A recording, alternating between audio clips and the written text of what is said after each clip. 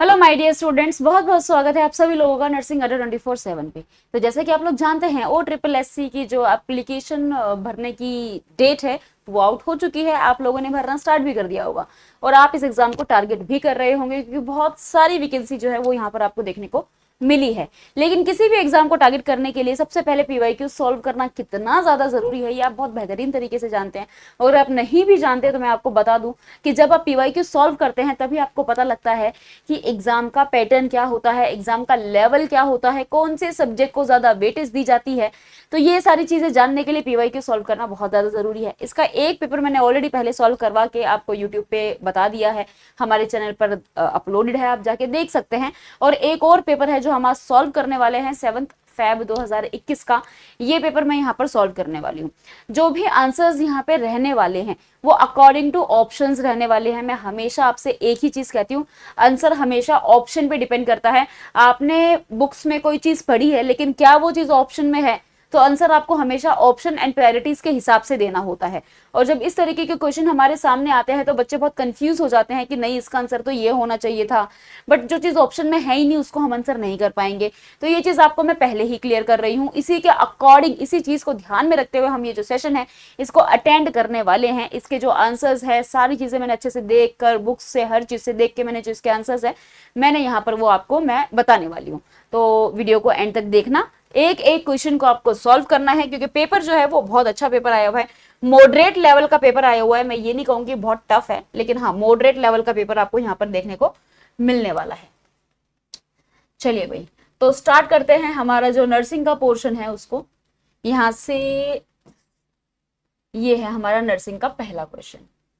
तो देखो पहला ही क्वेश्चन कितना जबरदस्त आया हुआ है। जब आप पेपर देने बैठो और इस तरीके का क्वेश्चन आपको एग्जाम में दिख जाए तो कितनी खुशी होती है। तो क्वेश्चन ये कह रहा है कि भाई सिस्टोलिक बीपी क्या होता है। सबसे पहला क्वेश्चन आपके सामने आया है, सिस्टोलिक बीपी क्या होता है। मैंने आपको वाइटल साइंस पढ़ाए हैं जिसमें मैंने आपको सिस्टोलिक, डायस्टोलिक सारी चीजें बताई हैं। तो सिस्टोलिक बीपी क्या होता है, तो जब हमारा जैसे कि ये हार्ट है, ठीक है, और ये हमारा है लेफ्ट वेंट्रिकल, जब ये वेंट्रिकल कॉन्ट्रैक्ट करता है और यहां से ब्लड जाता है आर्टरीज के अंदर, और वो प्रेशर, वो जो ब्लड आया, वो जिस प्रेशर से आया, वो प्रेशर जो उसने यहाँ पर आर्टरीज की वॉल पे लगाई, कब? कॉन्ट्रैक्शन के टाइम पर।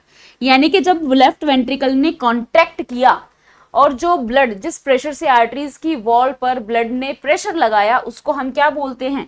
उसको हम बोलते हैं सिस्टोलिक ब्लड प्रेशर, जो कि हमें देखने को मिलता है वेंट्रिकुलर कॉन्ट्रैक्शन के टाइम पर। और डायस्टोलिक ब्लड प्रेशर जो कि हमें देखने को मिलता है जब हमारे वेंट्रिकल्स रिलैक्स कर जाते हैं। तो ड्यूरिंग रिलैक्सेशन जो हमें देखने को मिलता है वो होता है डायस्टोलिक। यानी कि लेफ्ट वेंट्रिकल ने कॉन्ट्रैक्ट किया, ब्लड आर्टरीज के अंदर गया, तो वो जो फोर्स हुआ उसको हम बोलेंगे सिस्टोलिक। जब हमारे वेंट्रिकल्स डायलेट कर गए हैं उस टाइम जो मिनिमम प्रेशर होता है उसको हम बोलते हैं डायस्टोलिक। और जब कॉन्ट्रैक्शन के टाइम पर जो मैक्सिमम प्रेशर होता है उसको हम बोलते हैं सिस्टोलिक ब्लड प्रेशर। तो इसका आंसर जाएगा हमारे पास में C, the pressure within the arteries during contraction of left ventricle. जब लेफ्ट वेंट्रिकल ने कॉन्ट्रैक्ट किया उस टाइम पर जो प्रेशर होता है आर्टरीज का उसको हम बोलते हैं सिस्टोलिक। यही अगर डायस्टोलिक होता तो हम सिर्फ यहाँ पर क्या कर देते, यहाँ हम कर देते रिलैक्सेशन, कि वही लेफ्ट वेंट्रिकल के रिलैक्सेशन के टाइम पर जो प्रेशर होता है उसको हम बोलते हैं डायस्टोलिक ब्लड प्रेशर। ठीक है जी, समझ गए, आगे चलते हैं। एक और बहुत ही लाजवाब सवाल आया है भाई, ब्लड ग्रुप, कौन सा ब्लड ग्रुप है जिसको हम यूनिवर्सल डोनर बोलते हैं? तो आप सभी को पता है ओ, और ओ में भी अगर मैं बात करूं ओ नेगेटिव, ओ नेगेटिव जो है उसको हम बोलते हैं यूनिवर्सल डोनर, और साथ में ही ए बी पॉजिटिव को हम बोलते हैं यूनिवर्सल रिसिपिएंट, यूनिवर्सल रिसिपिएंट। तो इन चीजों को भी याद रखिएगा। विच of the following vitamin enhance blood clotting, इनमें से कौन सा विटामिन है जो ब्लड क्लॉटिंग को इनहांस करेगा? विटामिन के, विटामिन बी, विटामिन सी और डी ऑप्शंस तो आपको दिख ही नहीं रहे हैं, तो डी ऑप्शन है हमारे पास में विटामिन ए। बताइए भाई इनमें से कौन सा विटामिन है जो कि ब्लड क्लॉटिंग को इनहांस करेगा? बहुत ही बढ़िया, तो विटामिन के जो है ये ब्लड क्लॉटिंग को इनहांस करता है। बिल्कुल सही है भाई, आंसर जाएगा आपका विटामिन के। नॉर्मल प्लेटलेट काउंट कितना होता है ह्यूमन ब्लड के अंदर?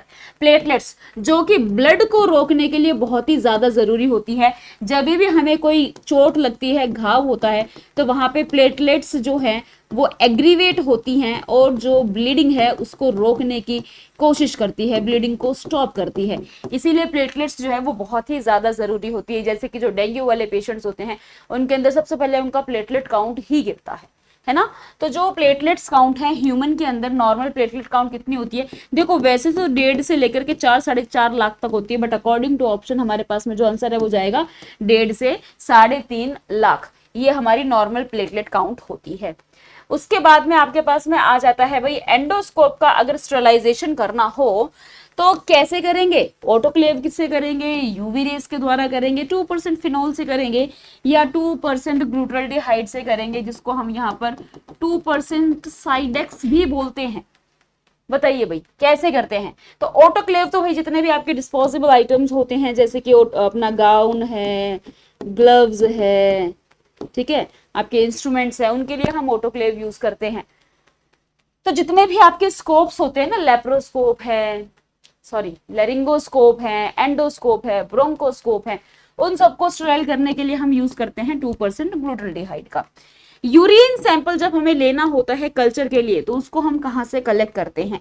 First urine, last, mid stream, या फिर फर्स्ट एंड लास्ट यूरिन? बताइए भाई। कल्चर करने के लिए अगर हमें यूरिन सैंपल लेना है तो हम किस तरीके से कलेक्ट करेंगे? तो बिल्कुल सही है भाई, मिड स्ट्रीम यूरिन जो है वो हम कलेक्ट करते हैं। क्या मतलब है? पेशेंट को बोलते हैं भाई यूरिन पास आउट करना है, जब फर्स्ट स्ट्रीम आएगी यूरिन की वो नहीं कलेक्ट करने, उसको डिस्कार्ड होने देना है। मिड स्ट्रीम यूरिन जो है उसको आपको कलेक्ट करना है।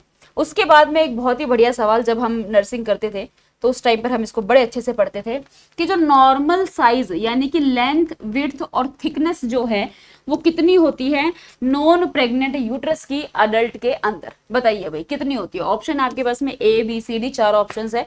तो लेंथ कितनी होती है, विड्थ कितनी होती है और इसकी थिकनेस कितनी होती है, ये आपको बताना है। यानी कि जैसे कि ये हमारा जो यूट्रस का स्ट्रक्चर होता है,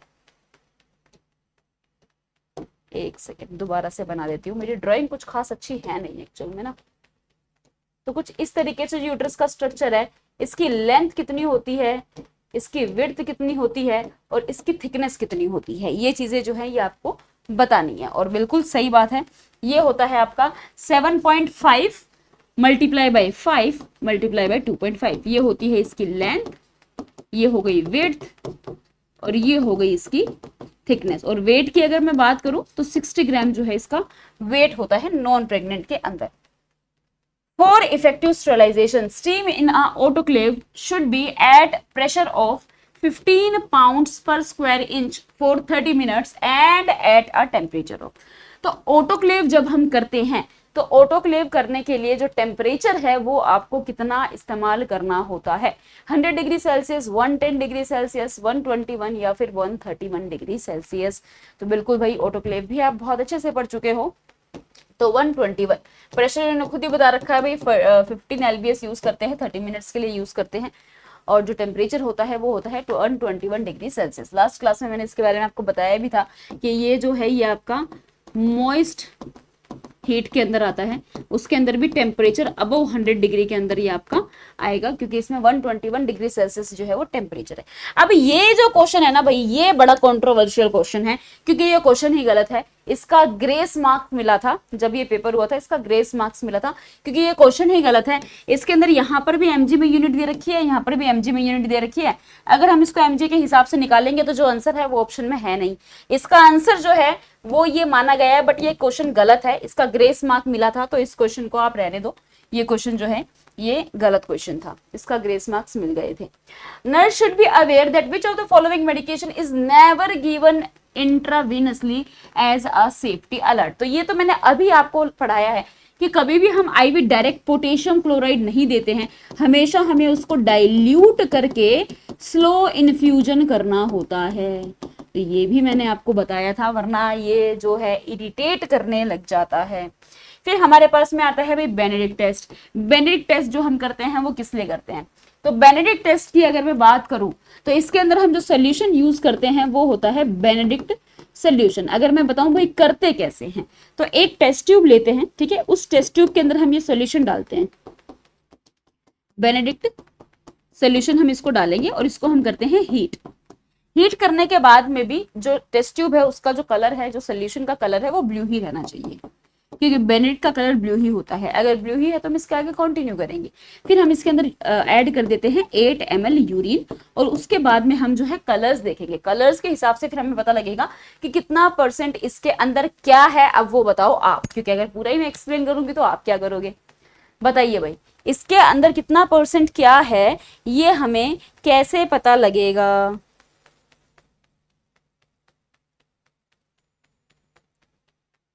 या मैं बोलूं भाई हम किस लिए कर रहे हैं, ये बता दो भाई, हम कर किस लिए रहे हैं?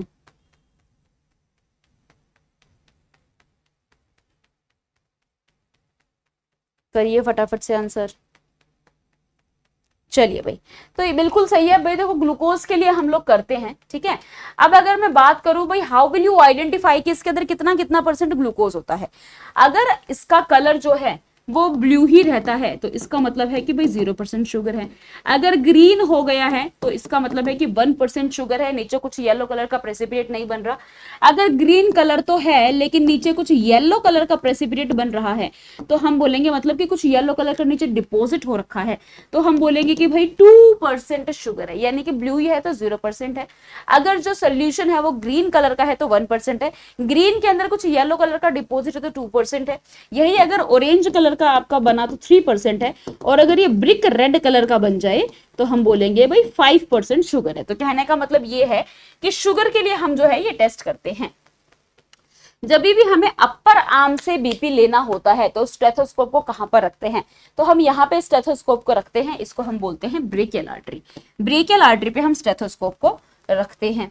चलो भाई, पैराफिन बाथ जो है वो किस में यूज किया जाता है? बर्न में, रूमेटॉइड अर्थराइटिस में, एब्डोमिनल डिस्टेंशन में, या फिर एडिमा में?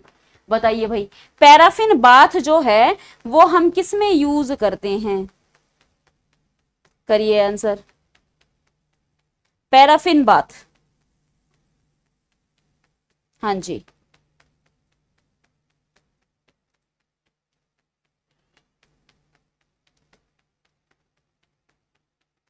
हाँ जी, इसमें हम पैराफिन वैक्स के अंदर हाथ पैर को जो है डिप करके रखते हैं ताकि पेन ना हो, स्टिफनेस ना हो, है ना, हमारा सर्कुलेशन इंप्रूव हो। बिल्कुल भाई, तो रूमेटॉइड अर्थराइटिस के अंदर हम इसका यूज करेंगे। आईएम इंजेक्शन कितने एंगल पे लगाया जाता है? अरे भाई 90 डिग्री पे लगाया जाता है। अगर मैं बात करूं इंट्राडर्मल, तो इंट्राडर्मल लगता है आपका 10 से 15 डिग्री सेल्सियस के ऊपर। फिर आपके पास में आ गया है आईवी जो कि लगता है लगभग 25 के ऊपर। फिर आ गया आपका सबक्यूटेनियस जो कि लगता है 45 पे, और फिर हो गया आपका आईएम जो कि लगता है 90 डिग्री पे। देखो एंगल्स से भी क्वेश्चन आते हैं, और ये एंगल वाला क्वेश्चन तो 2023 में भी आया और 2000 इसमें भी आया, जो ये वाला एग्जाम है इसमें भी सेम क्वेश्चन आए हुए हैं। कुछ क्वेश्चन जो है वो रिपीट हो रखे हैं। अगर आपको कोई दवाई बेड टाइम पर देनी है तो उसके लिए हम कौन सा एब्रीविएशन यूज करेंगे? अगर आपको कोई दवाई बेड टाइम पर देनी है तो उसके लिए हम क्या एब्रीविएशन यूज करते हैं? तो एसओएस का मतलब होता है व्हेन रिक्वायर्ड, या व्हेन जब भी जरूरत होगी। ओडी का मतलब होता है वंस अ डे।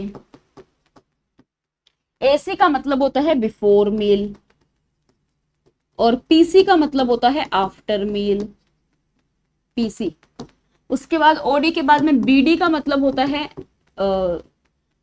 दिन में 2 बार देनी है, ट्वाइस अ डे, और टीडीएस होता है थ्राइस अ डे, और एचएस होता है कि भाई आपको देनी है एट बेड टाइम पर देनी है। Where does catheter inserted through for left sided cardiac catheterization? जब हमें लेफ्ट साइड कार्डियक कैथेटराइजेशन करना होता है तो हम कैथेटर जो है वो किस में इंसर्ट करते हैं? अब इसमें सबसे पहले तो आपको ये पता होना चाहिए कि वेन में करते हैं कि आर्टरी में करते हैं। तो भैया आर्टरी में करते हैं, तो ये ऑप्शन गया, ये ऑप्शन भी गया, और ये ऑप्शन भी गया। एक ही आंसर है आपका फीमोरल आर्टरी। फीमोरल आर्टरी के अंदर हम इंसर्ट करते हैं। ब्लड इन यूरिन को क्या बोलेंगे भाई? ग्लाइकोसोयूरिया अगर यूरिन के अंदर ग्लूकोज है, पाई यूरिया अगर पस है, एल्बुमिन यूरिया अगर प्रोटीन है। उसके अलावा और भी टर्म्स होती है लाइक ओलिक यूरिया अगर लेस देन 400 ml है, एन यूरिया अगर लेस देन 100 ml है, पोली यूरिया अगर मोर देन 2500 ml है, ठीक है, और हेमेचूरिया, अगर यूरिन के अंदर ब्लड है तो उसको हम बोलते हैं हेमेचूरिया। तो आंसर जाएगा आपके पास में बी। इनमें से कौन सी ड्रग है जो इंटेस्टाइनल ट्रैक्ट से गैस के एक्सपल्जन के लिए इस्तेमाल की जाती है? लग्जेटिव्स है, कैथार्टिक्स है, कार्मिनेटिव्स है, या फिर एस्ट्रिंजेंट है? बताइए भाई, इनमें से कौन सी दवाई है, कौन सी मेडिकेशन है, कौन सी ड्रग है जो गैस को रिलीज करने के लिए यूज करते हैं? तो उनको हम बोलते हैं कार्मिनेटिव ड्रग। और अगर मैं अनीमा की बात करूं भाई, कौन सा अनीमा होता है, तो उसको हम बोलते हैं कार्मिनेटिव अनीमा। अगर मैं, ये तो ड्रग की बात होगी, अगर मैं अनीमा की बात करूं, और इसी को हम एंटीस्पाज्मोटिक अनीमा भी बोलते हैं। फेलोपियन ट्यूब जो है उसका अगर एक्सरे करना हो तो उसके एक्सरे स्टडी को हम क्या कहते हैं? तो भाई देखो, साल्फिंगो वर्ड जो है ये फेलोपियन ट्यूब के लिए यूज किया जाता है, और यहाँ पर हम विजुअलाइज कर रहे हैं तो ग्राफी आ जाएगा, salpingography is the right answer. Nitrous oxide का जो सिलेंडर होता है वो कौन से कलर का होता है? ब्लैक एंड व्हाइट शोल्डर, ये तो हमारा ऑक्सीजन का सिलेंडर नहीं लग रहा तुम्हें? हीलियम होता है ब्राउन कलर का, कार्बन डाइऑक्साइड होता है ग्रे कलर का, तो नाइट्रस ऑक्साइड कौन से कलर का होता है भाई? नाइट्रस ऑक्साइड बिल्कुल सही है, फ्रेंच ब्लू कलर का हमारा जो है नाइट्रस ऑक्साइड का सिलेंडर होता है। सही है भाई।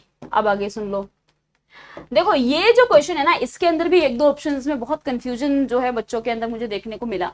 At what time blood sample should be collected from the patient with malaria? Malaria वाले पेशेंट के अंदर हम ब्लड सैंपल कब कलेक्ट करेंगे? जब टेम्परेचर नॉर्मल होगा, खाना खाने के बाद में कर लेंगे, जब जस्ट फीवर स्टार्ट हुआ है, या फिर जब हाई लेवल है फीवर का।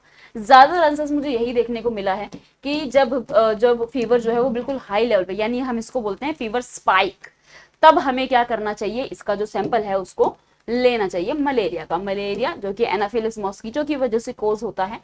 फ्रोजन डीपीटी वैक्सीन के साथ में क्या करना चाहिए? अगर डीपीटी वैक्सीन जो है वो फ्रोजन हो जाए तो उसके साथ में हमें क्या करना चाहिए? Frozen DPT, diphtheria, pertussis, tetanus vaccine. Vaccination से बहुत सारे क्वेश्चंस आए हुए हैं, अभी आप आगे देखिएगा।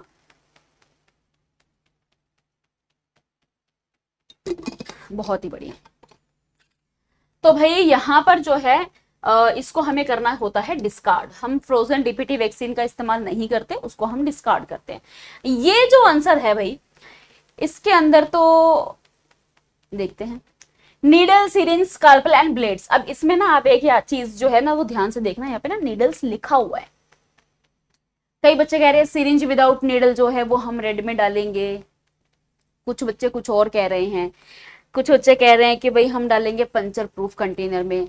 लेकिन यहाँ पर कहीं पर भी व्हाइट कलर का ऑप्शन मुझे तो नजर नहीं आ रहा है। ब्लैक, ब्लू, येलो और रेड, और यहाँ पर नीडल जो है वो साफ साफ मेंशन है। तो नीडल, सिरिंज, स्काल्पल्स एंड ब्लेड्स, इनको हम कहाँ डिस्पोज करते हैं? बताइए भाई। तो ये जो है वैसे तो आपका पंचर प्रूफ कंटेनर में जाता है व्हाइट में, बट वो ऑप्शन में है नहीं, तो हम जो इसमें हम जो लगाते हैं, जैसे पहले हमारा होता था ना, नए से नीला, नए से नुकीला, तो ब्लू बैग जो है अकॉर्डिंग टू क्वेश्चन आपका जो आंसर जाएगा वो जाएगा blue bag. Expected delivery date को कैसे निकाला जाएगा? आपके पास में 4 ऑप्शंस है, करिए फटाफट से आंसर भाई। एक्सपेक्टेड डिलीवरी डेट हम किस तरीके से निकालते हैं? तो जो हमारा लास्ट मेंस्ट्रुअल पीरियड का फर्स्ट डे था, कि जैसे मान लो लास्ट मंथ में, अभी जो हमारा मंथ चल रहा है वो जून चल रहा है, लास्ट मंथ में मान लो 25 में जो है वो डेट थी, ठीक है, तो वो आ जाएगा आपका 25। इसके अंदर हम प्लस करते हैं 280, और इसमें हम प्लस कर देंगे 7 डेज। तो इस तरीके से हम जो यहाँ पर क्या करेंगे, जो हमारा लास्ट मेंस्ट्रुअल पीरियड का फर्स्ट डे होगा उसके अंदर हम फिर 280 डेज ऐड करते हैं, और उसमें हम 7 डेज ऐड करते हैं। तो इस तरीके से जो है हम निकाल लेते हैं कि जो हमारा, या फिर मैं सीधा सीधा बोलूँ तो 9 मंथ और प्लस 7 डेज। तो जैसे कि अब हम मान लो 25 मई, जैसे कि मैंने आपको बोला कि भाई 25 मई मान लो आप, ठीक है, तो 25 मई में पहले आप 9 महीने ऐड कर दो, तो मई, जून, जुलाई, अगस्त, सितंबर, अक्टूबर, नवंबर, दिसंबर, जनवरी, फरवरी, तो ये हो गया हमारा 25 फरवरी। अब इसके अंदर आपको 7 दिन ऐड करने हैं, तो 26, 27, 28, ठीक है, उसके बाद में 1, 2, 3, 4, तो लगभग 4 मार्च जो है वो क्या रहेगी, उसकी ईडीडी रहेगी। तो इस तरीके से हम जो है ईडीडी यानी कि एक्सपेक्टेड डिलीवरी डेट निकालते हैं। 9 मंथ ऐड करना होता है, ठीक है, जो लास्ट डे फर्स्ट डे है हमारे लास्ट मेंस्ट्रुअल साइकिल का, उसमें हम 9 मंथ ऐड करके उसमें हम 7 डेज ऐड कर देते हैं। तो इस तरीके से हम जो है निकालते हैं। इसमें आपको बस ये ध्यान रखना है कि महीना 30 का है, 31 का, 28 का है, उस चीज का ध्यान रखना। लेप्रोस्कोपिक स्टरलाइजेशन में पोजीशन कौन सी दी जाती है? तो भाई इसमें से ऑप्शन आपका क्या जाएगा? लिथोटमी पोजीशन। लिथोटमी पोजीशन जो है वो हम देते हैं जब हमें लेप्रोस्कोपिक स्टरलाइजेशन करना होता है। चलो भाई, अब देखो भाई, यहाँ पे आपको इमेज बेस्ड क्वेश्चन भी देखने को मिलने वाले हैं पूरे के, मतलब जो मैंने पहले वाला पेपर सॉल्व किया, मतलब जो मैंने बाद वाला एक्चुअल में 2023 वाले पेपर में नहीं थे, लेकिन इसके अंदर इमेज बेस्ड क्वेश्चन है। तो इमेजेस और सीधा सीधा मैं बताती हूँ कि किस किस चीज की इमेज है। सबसे पहले इमेज जो है ये आपकी ये है ट्रैकियल डायलेटर्स की, इनको हम बोलते हैं ट्रैकियल डायलेटर्स। ये ट्रैकियल डायलेटर की इमेज है, ठीक है। आपको इमेज और उसका नाम आप देख लीजिए। अब ये आपके सामने ईसीजी फाइंडिंग है। तो ये कौन सी ईसीजी फाइंडिंग है, मतलब कि क्या कौन सा डिग्री का हार्ट ब्लॉक जो है ये आपको बता रहा है। तो देखो इसमें जो पी वेव है वो फॉलो कर रही है क्यूआरएस कॉम्प्लेक्स को। पीआर इंटरवल इसमें प्रोलॉन्ग है बट कांस्टेंट है, ठीक है। कोई क्यूआरएस कॉम्प्लेक्स यहां पर मिस नहीं हुआ है, ठीक है। तो इसमें P wave followed QRS complex, इसमें क्यूआरएस बिल्कुल भी मिस नहीं हुई है। तो ये आपका जो है ये होता है हमारा फर्स्ट डिग्री हार्ट ब्लॉक के अंदर, ये हमारा। बाकी ईसीजीज जो है वो मैंने आपको बहुत अच्छे से पढ़ाई हुई है, नहीं भी पढ़ाई है तो मतलब मैंने वैसे पढ़ाई हुई है, अगर आपने क्लास नहीं ली है तो आप रेगुलर ले सकते हैं। अब एक ये हमारे पास में इमेज आई हुई है, इसको हम बोलते हैं बीटी सेट। ये हमारे ब्लड सेट की इमेज है, आप देख लो आराम से, ये हमारे ब्लड सेट की इमेज है। अब अगला क्वेश्चन बहुत मजेदार क्वेश्चन है भाई, ये जो तुम्हें दिख रहा है इमेज में, ये इंसान क्या कर रहा है और ये किस लिए कर रहा है, ये आपको बताना है। तो ये यहां पर अगर तुम देखोगे, ये पाल्पेट कर रहा है एब्डोमेन को, ये एब्डोमेन को पाल्पेट कर रहा है राइट इलियक फोसा के अंदर, जिसको हम बोलते हैं मैकबर्गी पॉइंट। यहां पर हो क्या रहा है, ये यहां पर कर रहा है पाल्पेट राइट इलियक फोसा, जिसको हम बोलते हैं मैकबर्गी पॉइंट, जहां पर ये चेक कर रहा है रीबाउंड टेंडरनेस को, रीबाउंड टेंडरनेस को ये चेक कर रहा है। तो भाई ये साइन कौन सा है मुझे ये बताओ जिसके अंदर हम रीबाउंड टेंडरनेस को देखते हैं। तो अगर रीबाउंड टेंडरनेस प्रेजेंट है तो इसको हम बोलते हैं ब्लैमबर्ग साइन जो है वो पॉजिटिव आया है। तो ये ब्लैमबर्ग साइन कोशिश किया जाता है राइट इलियक फोसा के अंदर, हम पाल्पेट करते हैं जिसको हम मैकबर्गी पॉइंट बोलेंगे। अगर वहां पे रीबाउंड टेंडरनेस प्रेजेंट है तो ये साइन पॉजिटिव है, और ये हम करते हैं अपेंडिसाइटिस के अंदर। तो आंसर जाएगा इसके अंदर सी। ये हम किस में करते हैं, ये हम करते हैं अपेंडिसाइटिस के अंदर। ये साइन किसका है भाई, तो इसको ये जो है ये रिसाइक्लेबल वेस्ट का साइन होता है, रिसाइक्लेबल वेस्ट का साइन होता है। नेक्स्ट आपके पास में आया है यहाँ पर, ये आपके पास में इमेज है, ये जो टेस्ट कर रहे हैं ये किसकी पेटेंसी को देखने के लिए कर रहे हैं। तो एबीजी में हम करते हैं एलेंस टेस्ट, एबीजी में हम एलेंस टेस्ट करते हैं जिसके अंदर हम रेडियल और अल्नर दोनों ही आर्टरी को कंप्रेस करते हैं। लेकिन किसकी पेटेंसी को चेक करना होता है, तो अल्नर आर्टरी की पेटेंसी को चेक करते हैं। ये देखते हैं कि जो जब हमने प्रेस करके वहां से हाथ हटाया तो जो ब्लड है वो दोबारा से, यानी कि जो साइट है वो दोबारा से पिंक कितनी देर में हो जाती है। तो अल्नर आर्टरी जो है उसको हम यहाँ पर, उसकी पेटेंसी को हम यहाँ क्या करते हैं, चेक करते हैं। ये तुम्हारे सामने स्ट्रिप दिखा रखी है भाई, फोटोग्राफ है, ये किस चीज की स्ट्रिप दिखा रखी है, तो ये है भाई आपकी मल्टी ड्रग थेरेपी की स्ट्रिप्स, मल्टी ड्रग थेरेपी की स्ट्रिप्स है। यहाँ पर कुछ बच्चे आयरन फॉलिक एसिड के साथ कंफ्यूज हो रहे थे, लेकिन ये मल्टी ड्रग थेरेपी की है। अब ये अम्बलाइकल है भाई, इसमें कितनी आर्टरीज और कितनी वेन्स होती हैं, तो आपको सबको ही पता है कि भाई 2 आर्टरी और 1 वेन प्रेजेंट होती है, ये भी आप जानते हैं। अब यहाँ पर भी आप देखो भाई, यहाँ पर आर्म पर इंजेक्शन लगाया जा रहा है। तो आर्म पर हम कौन सा इंजेक्शन लगाते हैं, बताइए भाई, आर्म पर इंजेक्शन लगाते कौन सा है। तो अगर तुम ध्यान दो जिस तरीके से इंजेक्शन लगाया जा रहा है, यहाँ पर थोड़ा सा ये फूल गया, तो ये होता है इंट्राडर्मल के केस में, इंट्राडर्मल में ऐसा होता है।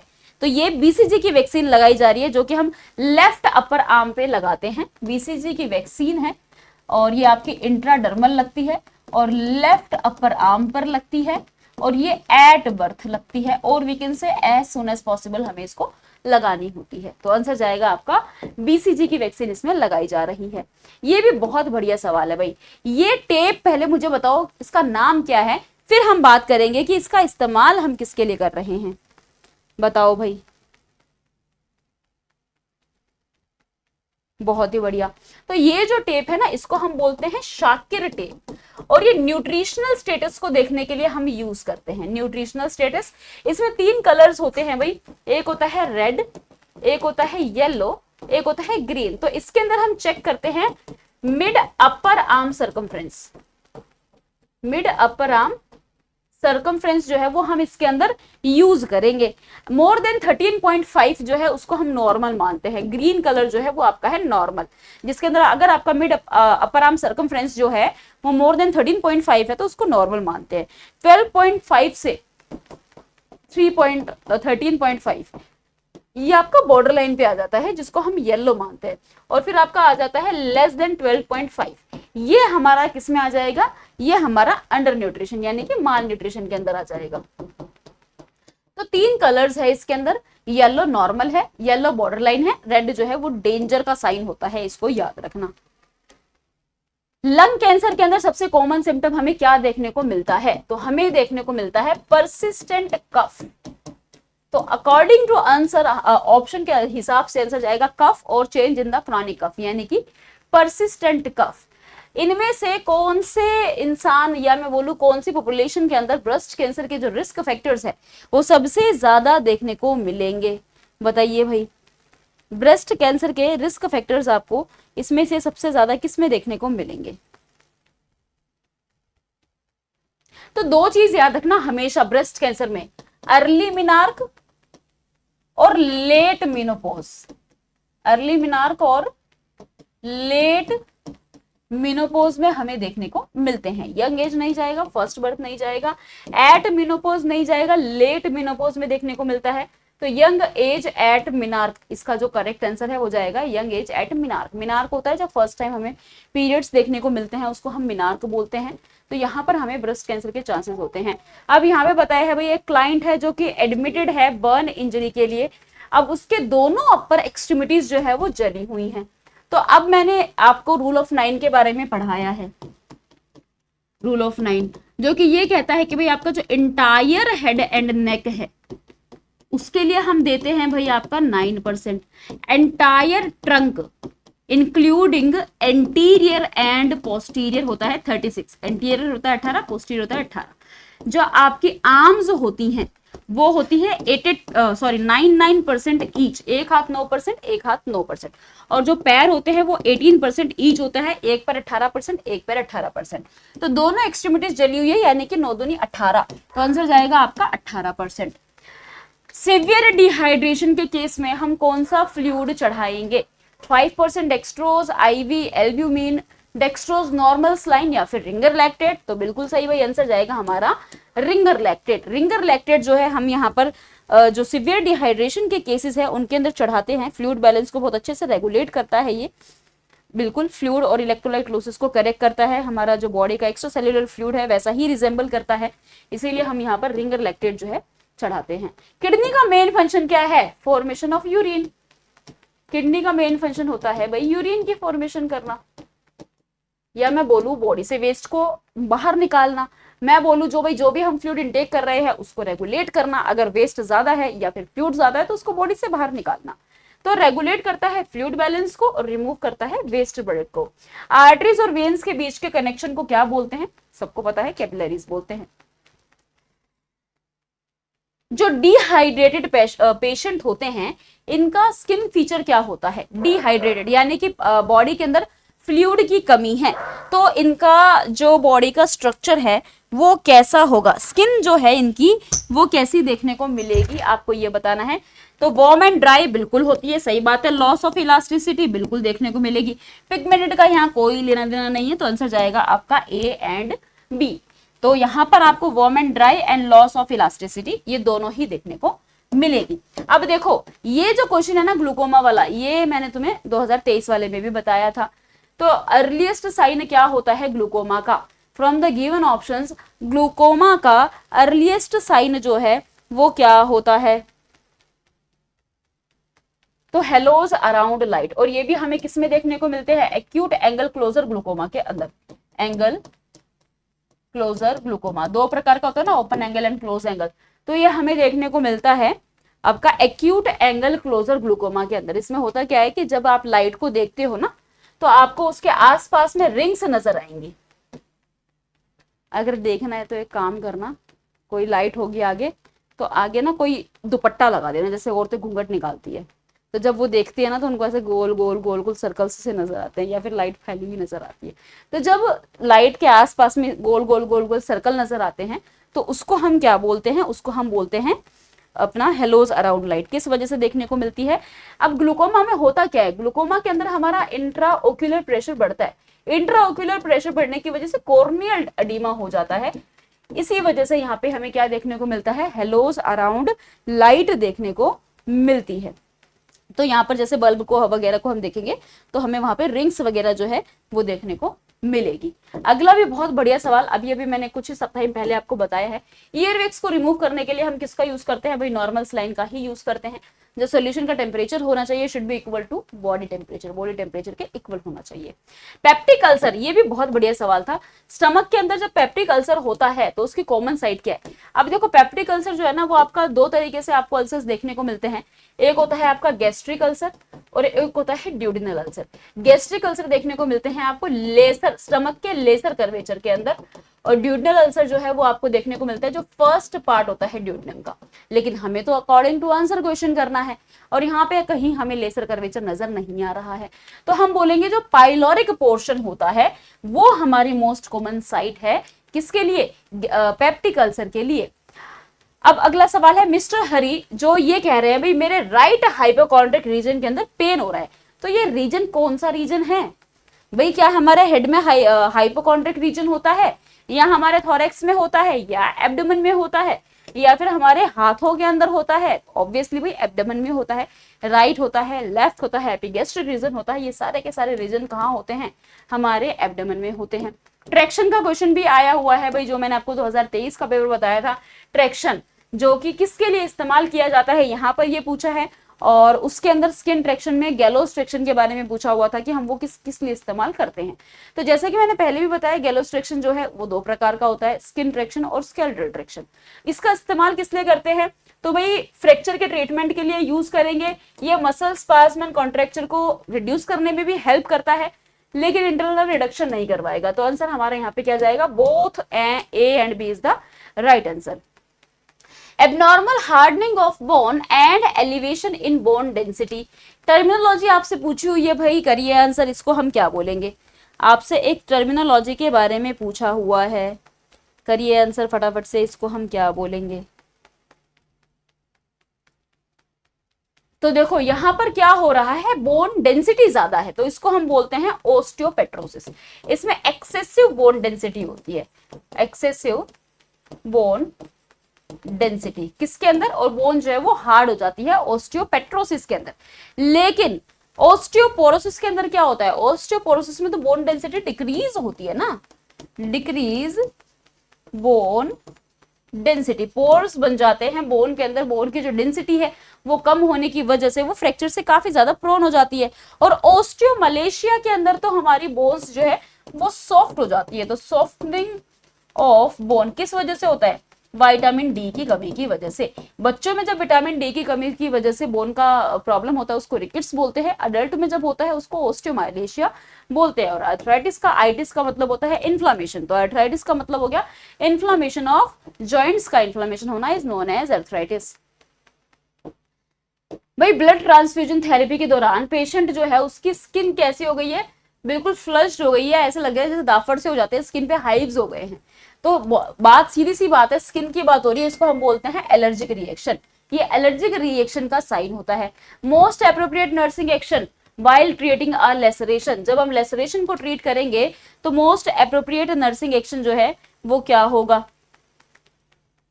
बिल्कुल, तो भाई हमें यहाँ पे ड्रेसिंग अप्लाई करनी होती है और उसके साथ में हम क्या करते हैं? देखो लेसरेशन के अंदर जो हमारा फोकस होता है वो होता है भाई हमें ब्लीडिंग को किस तरीके से रोकना है, हमें ब्लीडिंग को किस तरीके से कंट्रोल करना है। तो इसके अंदर हमें पहले तो प्रेशर ड्रेसिंग क्या काम करेगी, प्रेशर ड्रेसिंग जो है ये ब्लीडिंग को रोकने का काम करती है।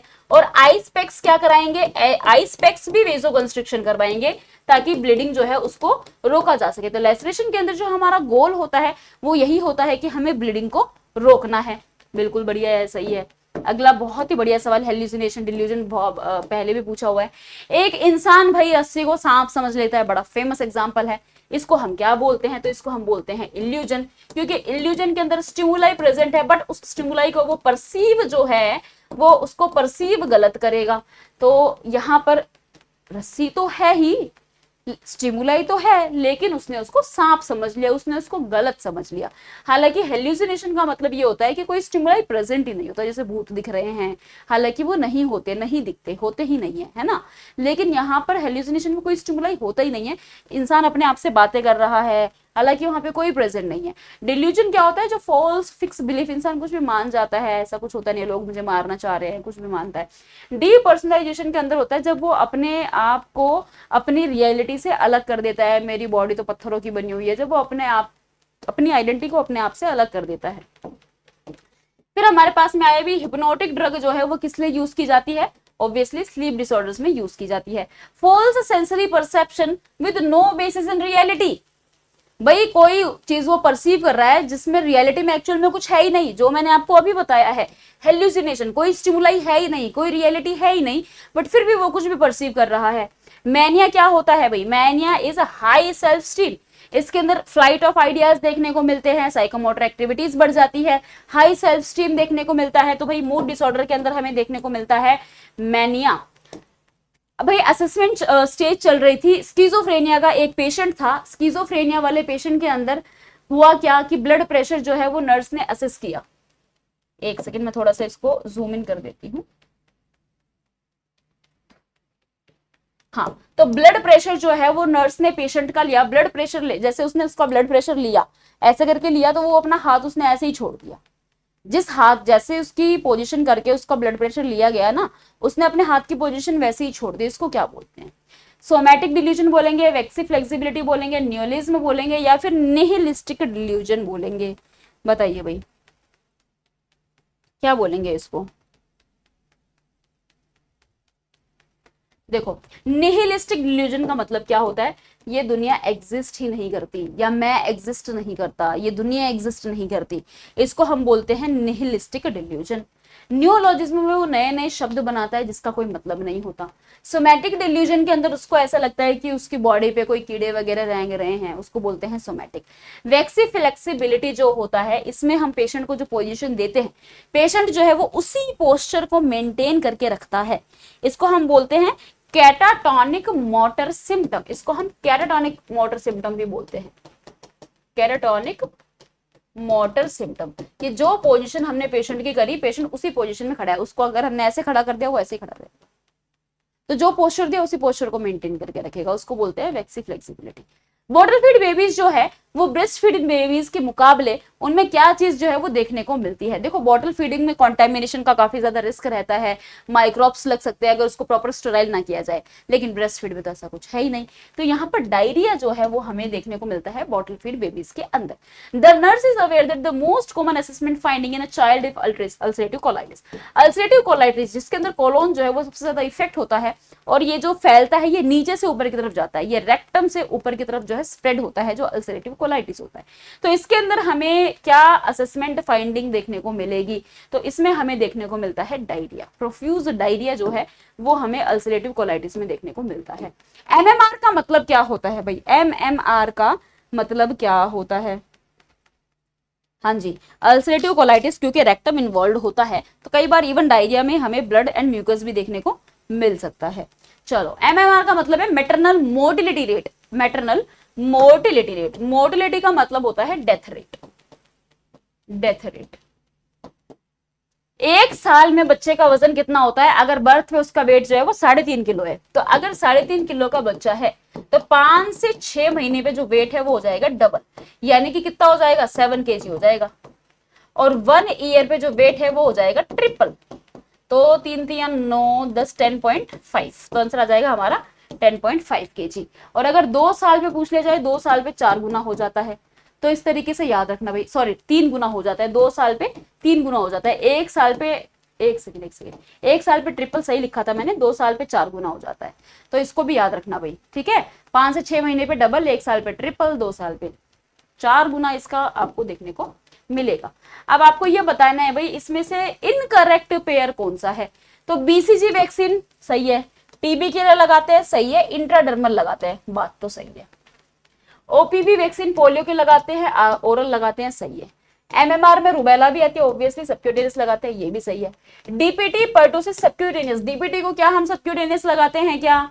डीपीटी को हम सबक्यूटेनियस लगाते हैं क्या? जी नहीं, डीपीटी को हम आईएम लगाते हैं। और बच्चों में जब भी आईएम वैक्सीन लगाते हैं तो वो लगती है वास्टस लेटरलिस, यानी कि थाइस पर लगती है। तो डीपीटी जो है वो आपकी आईएम लगाई जाती है वास्टस लेटरलिस मसल के ऊपर। वीनिंग के टाइम पर कौन सा सॉलिड फूड बच्चों के लिए बेस्ट होता है? तो राइस सीरियल्स, ये सबसे बेस्ट है इनमें से। कौन से बेबीज को हाइपोथर्मिया का सबसे ज्यादा रिस्क रहेगा? आपको पता है लो बर्थ वेट बेबीज, जिनका वजन 2.5 किलो से कम होता है उनको हम बोलते हैं लो बर्थ वेट, जिनका 1.5 किलो से कम होता है उनको हम बोलते हैं वेरी लो बर्थ वेट, और जिनका 1 किलो से कम होता है उनको हम बोलते हैं extremely low birth weight babies. Which of the following condition is common in pregnant client in the second trimester of pregnancy? बताइए भाई, सेकेंड ट्राइमेस्टर के अंदर इनमें से कौन सी कॉम्प्लिकेशन है जो कि हमें कॉमनली देखने को मिलती है? बताइए। तो देखो प्रेगनेंसी में क्या होता है ना कि प्रेगनेंसी के अंदर प्लाज्मा वॉल्यूम बढ़ता है हमारा, प्रेगनेंसी के अंदर हमारा जो प्लाज्मा वॉल्यूम है वो बढ़ेगा। प्लाज्मा वॉल्यूम तो बढ़ जाएगा लेकिन जो आरबीसी है वो इतनी नहीं बढ़ती जितना कि प्लाज्मा वॉल्यूम बढ़ता है, जिसकी वजह से इसमें क्या हो जाता है? हेमोडाइल्यूशन हो जाता है, हेमोग्लोबिन जो है वो डिक्रीज हो जाएगा हेमोडाइल्यूशन की वजह से। क्योंकि प्लाज्मा, वही बात है ना, एक ग्लास पानी जिसमें हमने आधे चम्मच चीनी डाल रखी थी, सब कुछ बढ़िया था, हमने उसमें 1 ग्लास पानी और मिला दिया, क्या अब भी उसका टेस्ट सेम रहेगा? नहीं, शुगर तो डाइल्यूट हो गई है, पूरे के पूरे पानी में वो डाइल्यूट हो जाएगी। वही वाली चीज है, प्लाज्मा वॉल्यूम तो बढ़ रहा है but HR red blood cell उस रेट से नहीं बढ़ रही जिस रेट से प्लाज्मा वॉल्यूम बढ़ रहा है। तो जो हमारा हेमोग्लोबिन है वो डाइल्यूट हो जाएगा, जिसको हम बोलते हैं हेमोडाइल्यूशन होना, और इसको हम बोलते हैं कि यहाँ पर हमें फिजियोलॉजिकल एनीमिया देखने को मिलेगा। ओबीजी के काफी क्वेश्चन है। नॉर्मल प्रेगनेंसी में डाइट कौन सी देनी होती है? कार्ब्स वगैरह, फैट वेट जो है वेट गेन ज्यादा करते हैं, तो यहाँ पर हम प्रोटीन, मिनरल्स, विटामिन डाइट लेने को बोलते हैं। प्लासेंटा, भाई मुझे ये बताओ कि कब जो प्लासेंटा है वो पूरी तरीके से डेवलप हो जाएगा? जब वो न्यूट्रिएंट्स को एक्सचेंज करना स्टार्ट करेगा मदर से फीटस के अंदर। 1st month, 3rd month, 5th month या 7th मंथ? ऑप्शन के हिसाब से आपका आंसर जाएगा 5th मंथ। 5th मंथ जो है इसका सबसे करेक्ट आंसर जाएगा, जहां पर प्लासेंटा फुली डेवलप हो जाएगा। अब इसमें भी कंफ्यूजन है, मेंस्ट्रुअल साइकिल जो है कौन सी ग्लैंड स्टार्ट करती है? क्वेश्चन ये पूछा हुआ है, करिए आंसर भाई।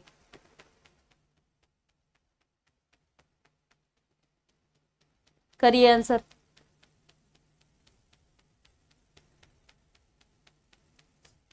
कौन सी ग्लैंड जो है वो मेंस्ट्रुअल साइकिल को स्टार्ट करती है? तो यहां पर कुछ बोलेंगे एंटीरियर पिट्यूटरी, कुछ बोलेंगे हाइपोथैलेमस, लेकिन इनिशिएटिव की बात हो रही थी, तो इनिशिएट तो भाई हाइपोथैलेमस ही करता है। हाइपोथैलेमस गोनेडोट्रोफिन रिलीजिंग हार्मोन को रिलीज करेगा, जो कि एंटीरियर पिट्यूटरी को जाके स्टिमुलेट करेंगे कि भैया तुम एलएच और एफएसएच को रिलीज करो, और ये फिर क्या कराएंगे? ये मेंस्ट्रुएशन कराएंगे। तो इस तरीके से मेंस्ट्रुअल साइकिल होती है। तो हाइपोथैलेमस ने स्टार्ट किया, हाइपोथैलेमस ने गोनेडोट्रोफिन रिलीजिंग हार्मोन रिलीज किया, जिसने एंटीरियर पिट्यूटरी को स्टिमुलेट किया, और एंटीरियर पिट्यूटरी ने एलएच और एफएसएच को रिलीज किया। प्रेगनेंसी को अचीव करने का बेस्ट टाइम, सेम क्वेश्चन आया हुआ है 2023 के अंदर, 14 डेज पहले जब हमारे नेक्स्ट पीरियड होने वाले होते हैं। 1st ट्राइमेस्टर में सबसे कॉमन कॉज क्या है भाई? अबॉर्शन का, ऑब्वियसली क्रोमोसोमल एबनॉर्मेलिटीज। इसी वजह से तो टाइम पर हम सारे टेस्ट वगैरह करते हैं, डाउन सिंड्रोम वगैरह के। ओरल कॉन्ट्रासेप्टिव पिल्स कब स्टार्ट करनी चाहिए? बताइए भाई। यहां पर भी आपको पता है, देखो इसको और इसको तो छोड़ दो, बचा 5 और 7 दिन। बताओ अब कब स्टार्ट करेंगे? ओरल कॉन्ट्रासेप्टिव पिल्स जो होती है वो कब स्टार्ट कर देनी चाहिए? बहुत ही बढ़िया। तो ओरल कॉन्ट्रासेप्टिव हम 5th डे ऑफ मेंस्ट्रुएशन पे स्टार्ट कर देते हैं। एंटीटी, कौन सी एंटीटी ड्रग है जो हम प्रेगनेंसी में नहीं देते?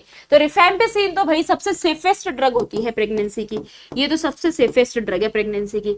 इथैम्ब्यूटोल भी हम दे सकते हैं, बट ये बच्चों में कॉन्ट्राइंडिकेटेड होती है, ये चिल्ड्रन में कॉन्ट्राइंडिकेटेड होती है, क्योंकि ये कलर ब्लाइंडनेस करवाती है, ऑप्टिक न्यूराइटिस करके कलर ब्लाइंडनेस कराएगी। आइसोनियाजिड भी दे सकते हैं, नॉर्मली ऐसा कुछ नहीं है, बट ये विटामिन B6 की कमी करके पेरिफेरल न्यूरोपैथी करवाती है। बच गई स्ट्रेप्टोमाइसिन, ये हमारी 8th क्रेनियल नर्व को डैमेज करती है, which is vestibulo cochlear nerve, ये इसको डैमेज करती है, जिसकी वजह से यहाँ पर हियरिंग लॉस देखने को मिल सकता है। इसलिए स्ट्रेप्टोमाइसिन जो है वो प्रेगनेंसी में कॉन्ट्रा इंडिकेटेड होती है। अल्सरेटिव कोलाइटिस का पेशेंट है, इसको हम डाइट जो है वो कौन सी लेने के लिए बोलेंगे? बताओ भाई। अल्सरेटिव कोलाइटिस जो कि इन्फ्लामेटरी बावल डिजीज है, जो कोलोन होता है, जो रेक्टम होता है, वो इफेक्ट होगा, इसमें ब्लडी डायरिया देखने को मिलता है इसके अंदर।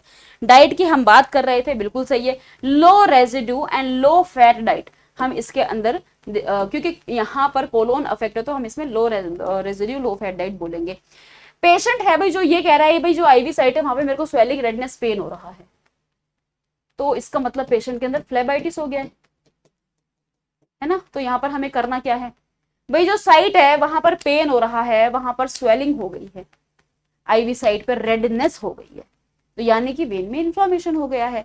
अगर यहाँ पर लिखा होगा था कि भाई वार्म है, स्किन जब हम टच कर रहे हैं तो हम इनफिल्ट्रेशन कर देते, लेकिन दोनों में ही करना क्या होता है, हमें ट्रांसफ्यूजन को स्टॉप करना है और आईवी कैनुला को रिमूव करना है।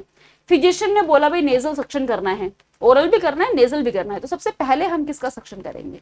तो सबसे पहले हम करते हैं माउथ का, फिर हम करते हैं नोज का। पहले माउथ का करते हैं ताकि जो माउथ है पहले उसका सक्शन कर लेंगे, ताकि कोई भी कंटामिनेशन, कोई भी माइक्रोब्स नेजल पैसेज के द्वारा नेजल में ना चला जाए, इसीलिए पहले माउथ से और फिर नोज से हम इसमें सक्शन करते हैं। You are irrigating a drainage wound with sterile saline solution, तो एप्रोप्रिएट प्रोसीजर्स आप क्या फॉलो करेंगे? जब हम हॉस्पिटल में होते थे, या मैं बोलूँ जब हम नर्सिंग कर रहे होते थे, तो हमें जब भी वाइवा होता था तो सबसे पहले हमें बोला था हैंड वॉशिंग करनी है। किसी भी प्रोसीजर से पहले हमें बोलते थे भाई सबसे पहले आपको हैंड वॉश करना है। तो जब इस तरीके के क्वेश्चन आए तो आप ऐसा ऑप्शन ढूंढो जिसके अंदर हैंड वॉशिंग लिखा हो। Prepare sterile field, remove soil dressing, pour solution, wash hands. बिल्कुल पहले वॉश हैंड करेंगे, क्लीन ग्लव पहनेंगे, जो सॉइल ड्रेसिंग है उसको रिमूव कर देंगे, ग्लव दोबारा रिमूव करेंगे, हैंड वॉश करेंगे, स्टेराइल ग्लव्स को वेयर करेंगे और स्टेराइल फील्ड को प्रिपेयर करेंगे। तो आंसर हमारा यहाँ पर क्या जाएगा? आंसर हमारा जाएगा यहाँ पर बी।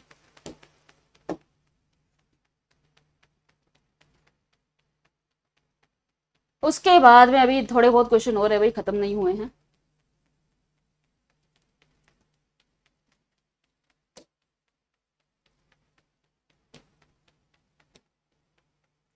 अगला सवाल आ गया है भाई। अब यहाँ पे देखो दोनों ही पेपर जो मैंने 21 और 23 का करवाया है, दोनों के अंदर ही ड्रग कैलकुलेशन और क्वांटिटी ड्रग की निकालनी जो है वो पूछी हुई है। जैसे इसमें क्वांटिटी पूछी हुई है, तो ये क्वेश्चन बहुत बढ़िया क्वेश्चन है भाई। डेक्सामिथासोन देना है, प्रेस्क्राइब्ड डोज हमारे पास में है 7.6, ये प्रेस्क्राइब्ड है, और हमारे पास में अवेलेबल है 4 mg।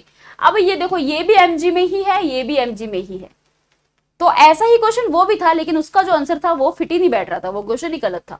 तो फॉर्मूला हमारा होता है प्रेस्क्राइब्ड डोज अपॉन में अवेलेबल डोज। प्रेस्क्राइब्ड है 7.6, अवेलेबल है हमारे पास में 4 mg। आप इसको सॉल्व कर लेना, आंसर आ जाएगा 1.9 ml। तो 1.9 ml is the right answer. तो ये फॉर्मूला होता है क्वांटिटी निकालने का। क्वांटिटी के लिए प्रेस्क्राइब डोज अपॉन में अवेलेबल डोज निकाल के हम डिवाइड कर देते हैं। अब ये देखो ड्रग कैलकुलेशन भी पूछा हुआ है। अब यहाँ पर भाई यहाँ आपका होता है टोटल वॉल्यूम, हमें ऊपर लिखना होता है, नीचे टाइम आना चाहिए आपका मिनट्स के अंदर, और उसको हम मल्टीप्लाई कर देते हैं ड्रॉप फैक्टर से। तो 500 ml है, टाइम दे रखा है 12 को हमने 60 से मल्टीप्लाई कर दिया, और ड्रॉप फैक्टर दे रखा है हमारे पास में 60 से 60 तो वैसे ही कट गया, 60 से 60 तो वैसे ही कट गया। आप इसको सॉल्व करो,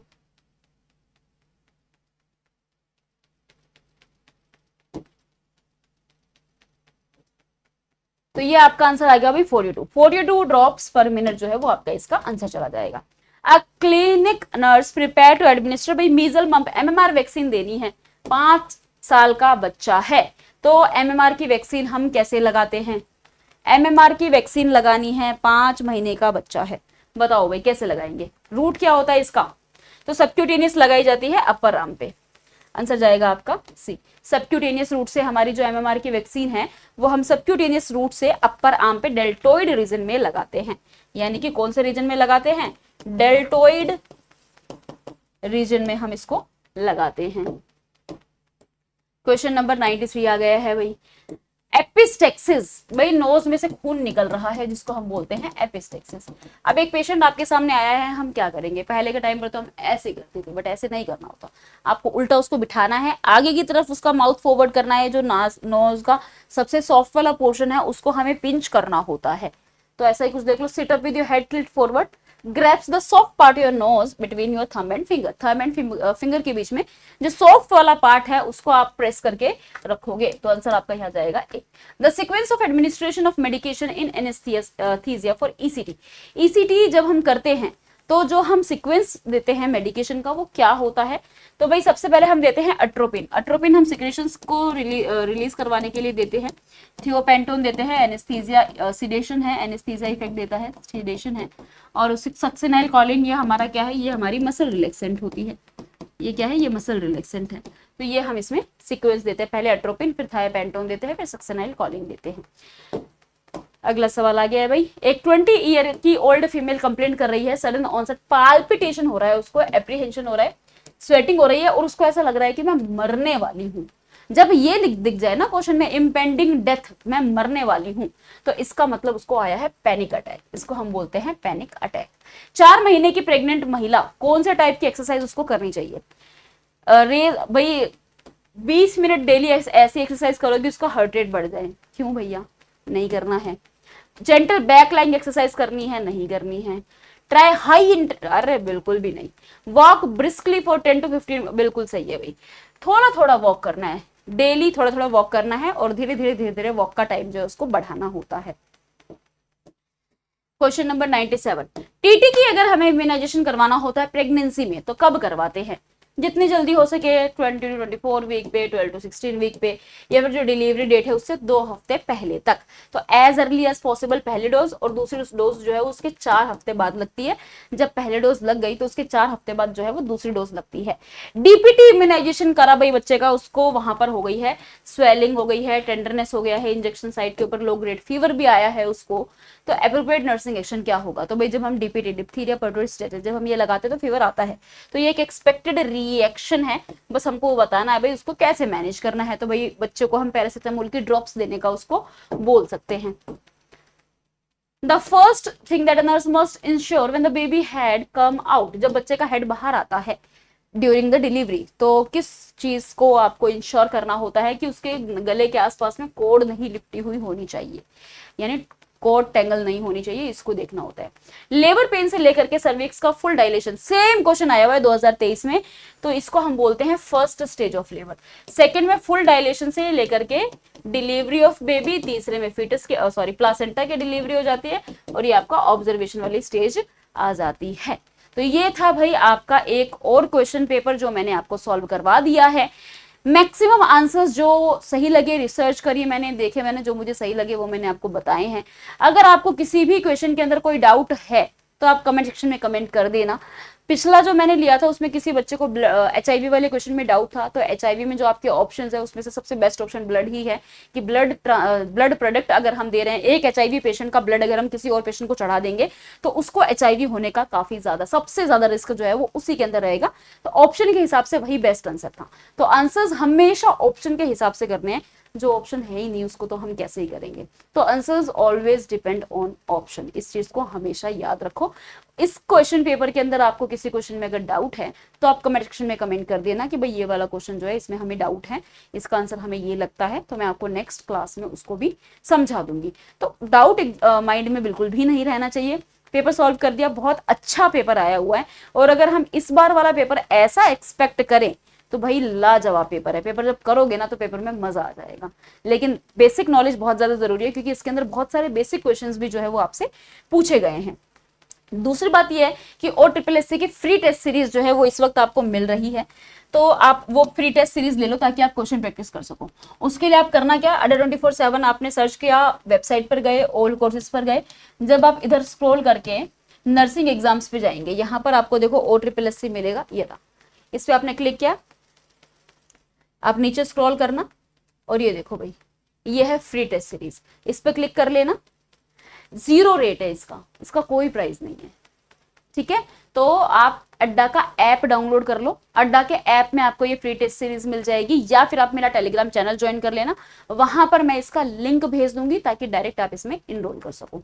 तो सबसे बढ़िया चीज तो आपके लिए ये है, क्वेश्चन प्रैक्टिस करना बहुत ज्यादा जरूरी होता है, इसलिए आपके लिए फ्री टेस्ट सीरीज है।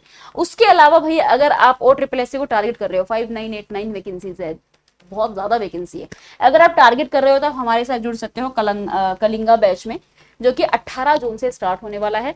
2199 का बैच है, 78% ऑफ चल रहा है, बहुत ही बेस्ट टाइम है एनरोल करने का। यहां से बाय नाउ करके कूपन कोड लगा देना YT05 और इसको अप्लाई कर देना, 2099 में भाई आपको ये बैच मिल जाएगा। तो 78% वैसे ऑफ चल रहा है, जैसे ही आप YT05 कूपन कोड यूज कर लेंगे आपको 2% एक्स्ट्रा ऑफ मिल जाएगा, यानी कि टोटल आपको 80% ऑफ मिल जाएगा।